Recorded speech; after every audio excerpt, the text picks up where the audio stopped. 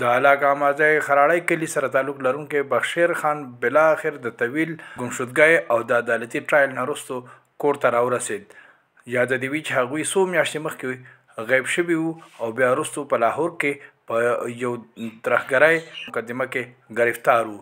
په دغه موقع باندې د هغوی ورور جمشید خان او د هغې کشر ورور سردار خان میډیا ته گفتگو په وخت ویل چې یو لویه ستړې وه، یو لوی ټینشن او خدای پاک خلاص کو او بلاخر هغې کامیابي وموندله. په دغه موقع چې هغې سره چا په دغه د دغې سختې په موقع کې مرسته کړې د هغه ټولو شکریا ادا کوم. ډېره مهرباني. نو زما ورور خو کراچۍ ته په لاره کې د ټلیفون نمبر یې بند شو، میاشتې دی غیب و.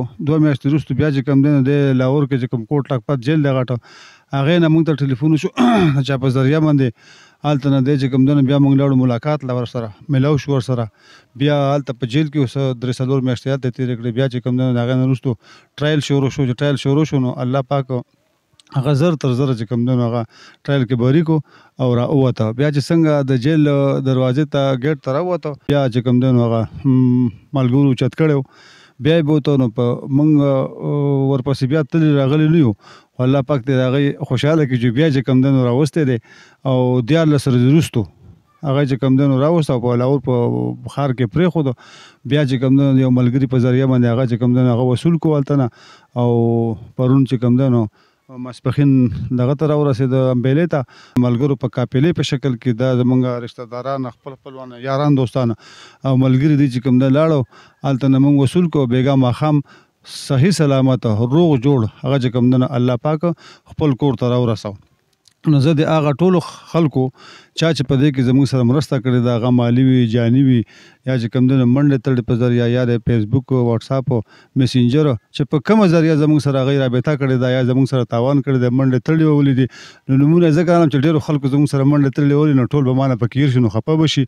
د هغوی ټولو شکریا ادا کوم او زیات تر کار چې کوم دی نو دا دواګانې په کورونو کې ماشومانو زنانو او ټولو ختمونه هم کړي دي. نو زه د هغوی ټولو شکریا ادا کوم چې په دې سخت وخت کې په سخته ګړۍ کې زموږ سره مرسته کړې ده. که هغه هر شکل کې کړې ده نو د هغوی ټولو شکریا ادا کوم او ما څخه داسې الفاظ نشته چې د هغوی شکریا ادا کوم. خو د الله پاک نه دا دعا کوم او سوال کوم چې الله پاک د دنیا په هر ډګر کې کامیاب کړي او چېرته چې د الله پاک اتحاد آباد او خوشحاله لري. تاسو ډېره مهرباني جي.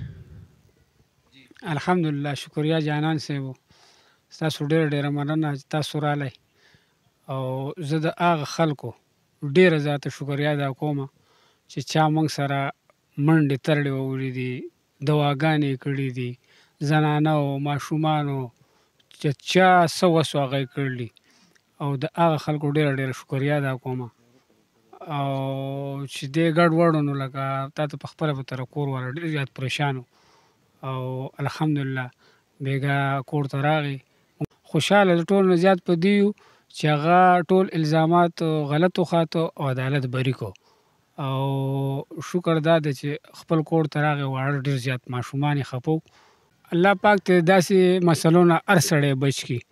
او دا نور څه مسلې دا ټینشن ډېر زیات دي، ډېر زیات ټینشن یو سړی مړ شي نو هغه سړی خښ کړي په خپل لاسو، نو هغه څه مسله نه وي. خو دا سړی وایي چې خدای پاکه کم ځای کې وګورم، کم ځای کې به او کم ځای کې به نه.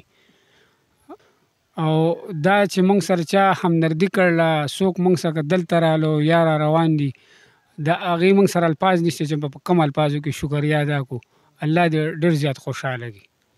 دا زما د تره زوی و او ډېر خفه و، ورپسې په عدالت کې د ټول دروغو باندې راګیر کړی و. دا زما تره و، موږ چې کله د 10 امتحان ورکوو د بورډ نو دی په هغه وخت کې روک شو او 3 میاشتې بیخي پته نه لګېده. بیا په لاهور کې معلوم شو، کال یې وکړو د هلته نه او بیا معلوم شو. زموږ په هغه وخت کې امتحان موږ په هغه امتحان کې ډېر زیات متاثره شوي وو. زموږ سټډي ډېره زیاته کافي متاثره شوي وو چې لکه موږ ډېر کار کړی وو، خو لکه د خفګان د وجې نه ټول واړه په خفګان کې وو، کور په خفګان کې وو، نو زموږ هر څه متاثره شو او زموږ نمبر هم د هغې په وجه کمې رالی. او اوس الحمدلله تره مې واپس راغی او ډېر زیات خوشحاله یو، ټول کور والا خوشحاله دي او موږ د هغه خلکو ډېر زیات شکریا ادا کوو چې موږ سره په دې کې جاني او مالي دغه کړلی تعاون. کم خلک چې لاړ شي د هغه نه زیات نور خلکو د ډیر زیات ټینشن سی وای چې قسمه قسم خلک نور خبرې کوي چې دا چل به شوی هغه چل به شوی نو هغه د خلکو خفګان ډیر زیات شوی کوي. خبره یوازې د بخشیر یا د بخشیر د خاندان نه ده بلکې د بخشیر په شان پسونو بوختانه دا وخت ورکته او د خلکو په خاندانونو باندې ستېریږي. تاسو تاثرات لګ واوریدل دغه زرګونه نور خلک دي د چا چې ورځ شپې د خپلوانو او د خپل ورکو خلکو په انتظار باندې تیریږي او چې کله دغه خلک واپس کورونو ته راشي نو په کور کې د اختر سماوي. باید چې حکومت او عدالت عالیه زر تر زره په دغه نورو کسانو باندې نوټس واخلي او هر ورک پښتون واپس خپل کور ته راشي او نظام انصاف قائم کی چې څوک دغه سي بے ګناه خلک نسی او پاغي مقدمه کوي د هغې لپاره هم سجدا پکار دا کنه. دوا خان جانان وطن نیوز بنیر.